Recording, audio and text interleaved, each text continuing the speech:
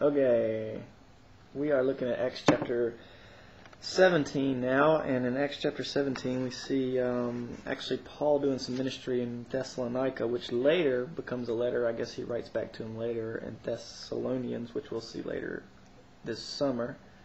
He continues this sort of visit the synagogue, talk to the Jews. Out of the synagogue we see the converts come, and then out of the converts we see people get mad and try and kill him. So this is a common theme we see every time he goes to a new city.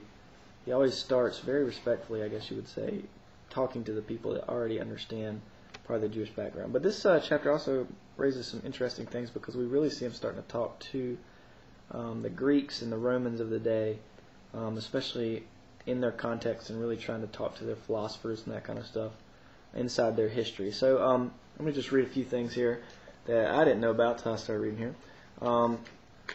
We have, and Joseph's behind me, so he might correct my pronunciation if he knows any of this. But the Epicureans, there was a philosophy that was going on at the time. The Epicureans were followers of Epicurus, a Greek philosopher who had lived from about 341 to 270 BC. Epicurus taught a bunch of stuff, but here's basically what he taught: that nature rather than reason is the true reality, that nothing exists but atoms and voice. And by voice he meant matter and space. The chief purpose of humankind, in his view, was to achieve happiness. People have free will, he asserted, in order to plan and live lives of pleasure. Epicurus interpreted pleasure as avoidance of pain, so that the mere enjoyment of good health would have been considered pleasure. So if you think about Paul talking about Jesus dying on the cross and all this stuff, obviously these you can see why they called him a blabber. He also considered it impossible to live a good life without having honor and justice. Such moderation was lost on later interpreters, however, who took pleasure to be synonymous with unrestrained sensual satisfaction. So they kind of perverted, I guess you might say, his teachings with perversion in the sexual sense. Epicureanism was widely espoused at the time of Christ, and Paul met it in Athens when he encountered the philosophers of that city. Something also interesting that we see is sort of Paul speaking into this context, and we see this unknown God that they had set up, sort of an altar to this unknown God.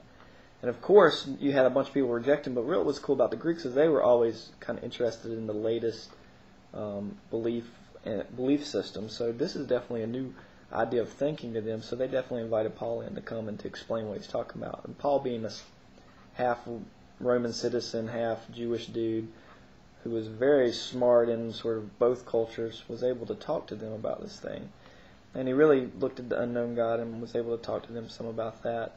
But what was very interesting, let me just read one more thing, and then we'll finish up this video, is that there's sort of two quotations here. So Paul wasn't just using Scripture as he talked to them. He also talked with quotations from the things they already understood. So not only was he using this unknown God, but he's also using some quotations from some philosophers at the time. And one was even Paul quoting from the Hymn of Zeus, which was a surviving poem. So the quotations that you see in 1728 are sort of these quotations, and we can talk more about that if you had questions. But Paul, we call it contextualization, but really, like in youth ministry or when a pastor speaks to somebody, they really want to understand the person's context and see how Jesus fits into that context. So we see Paul doing that in his trip to Athens. All right, we are going to go to chapter 18 next, and I think my cookie is about ready to eat. Oh, that's gross.